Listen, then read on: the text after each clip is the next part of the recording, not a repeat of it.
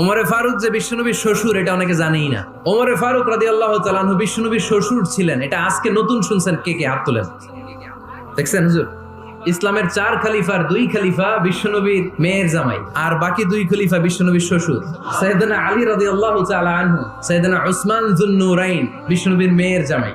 উসমান রাদিয়াল্লাহু তাআলা আনহুর কাছে বিশ্বনবী 2 মেয়েকে বিয়ে দিয়েছিলেন, একজন মারা যাওয়ার পরে আরেকজন। বিশ্বনবী বলেছেন এরপরে আরেকটা থাকলে ওইটারও বিয়ে দিবেন। সাইয়েদনা আবু বকর শ্বশুর, বিশ্বনবীর স্ত্রী আম্মা জান আয়েশা রাদিয়াল্লাহু তাআলা আনহার বাবা। বিশ্বনবীর স্ত্রী আম্মা জান হাফসা রাদিয়াল্লাহু তাআলা আনহার বাবা ছিল সাইয়েদনা ওমর ফারুক। চিল্লায় পড়েন আল্লাহু আকবার। জান্নাতে যত নারীরা যাবে, নারীদের সর্দারিনী হবে সাইয়্যিদাতুনা ফাতেমা রাদিয়াল্লাহু তাআলা আনহা। এই ফরিদপুরের যত ইয়াং স্টারেরা তোমরা যারা জান্নাতে যাবে, তোমাদের লিডার হবে সাইয়েদনা হাসান আর হুসাইন রাদিয়াল্লাহু তাআলা আনহুমা। আর বয়স্ক মুরব্বীরা যারা জান্নাতে ঢুকবেন, আপনাদের লিডার হবে সাইয়েদনা আবু বকর আর সাইয়েদনা ওমর ফারুক রাদিয়াল্লাহু তাআলা।